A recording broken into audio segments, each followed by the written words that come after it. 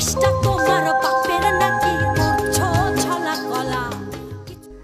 বাংলাদেশে ক্ষমতাচ্যুত প্রধানমন্ত্রী শেখ হাসিনা বিরোধী আন্দোলন চলাকালে যে গান প্রবল জনপ্রিয় হয়েছিল সেই দেশটা তোমার বাপের নাকি ভালোভাবেই ছড়িয়েছে ভারতে, বিশেষ করে পূর্ব ভারতে।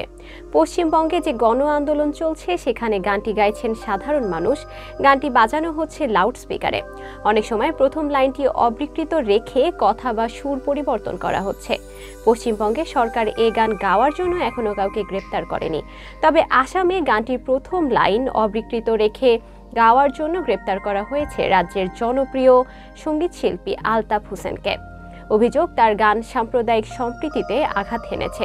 গানটির কারণে রাজ্যে হিন্দু মুসলমান বিবাদ বাড়বে। বাংলা করলে এমন হয় আসাম কারো বাপের নাকি, খুঁজে খুঁজে মিয়া বা বাঙালি মুসলমানকে চিহ্নিত করে তাদের বিদায় করার এই প্রক্রিয়া আর কতদিন চলবে? স্পষ্টভাবেই এই গানের নাম না করে সমালোচনা করা হয়েছে আসামের মুখ্যমন্ত্রী হিমন্ত বিশ্ব শর্মার বাঙালি মুসলমান নীতির।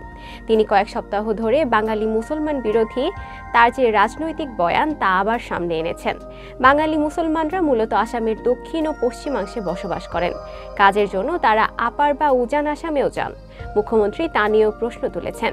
তিনি বলেছেন, বাঙালি মুসলমানরা কেন দলে দলে উজান আসামে কাজ করতে যাবেন? এই কাজের সুযোগে তারা সেখানে স্থায়ীভাবে বসবাস করছেন।